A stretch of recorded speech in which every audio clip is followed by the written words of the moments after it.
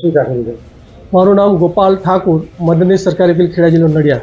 આજે નડિયાદના મહેરબાન ચોથા એડિશનલ ડિસ્ટ્રિક્ટ જજ એસપી રાહતકર સાહેબે કરપ્શનના કેસમાં 4 વર્ષની સખત કેદની સજા કરી છે.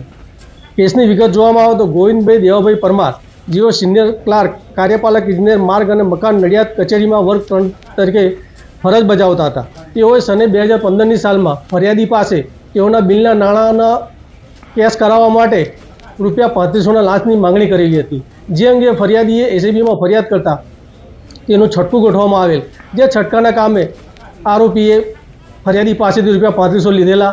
જે રકમ આરોપી પાસે ડિમાન્ડ, રિકવરી અને એક્સેપ્ટન્ટ કરેલા જે રેડિંગમાં પકડાઈ આવેલ. જે અંગેનો કેસ આજરોજ નડિયાદના મહેરબાન ચોથા એડિશનલ જજ સાહેબની કોર્ટમાં ચાલી ગયેલ. જે અંગેનો સ્પેશિયલ કેસ એસીબી 8/18થી થયેલ, જેમાં ફરિયાદ પક્ષના કુલ 7 મૌખિક પુરાવા તેમજ 59 દસ્તાવેજી પુરાવા ધ્યાને લઈ આજરોજ નામદાર કોર્ટે આરોપીને લાંચ રૂશ્વત ધારાની કલમ 7ના ગુનાના કામે 3 વર્ષની સખત કેદની સજા તથા ₹5000નો દંડ ન ભરે તો વધુ 1 માસની સાદી કેદની સજા કરેલ છે. તેમજ લાંચ રૂશ્વત ધારાની કલમ 13(1) ગ તથા 13(2) મુજબના ગુનાના કામે 4 વર્ષની સખત કેદની સજા તથા ₹5000નો દંડ અને દંડ ન ભરે તો વધુ 1 માસની સાદી કેદની સજાનો હુકમ કરેલ છે.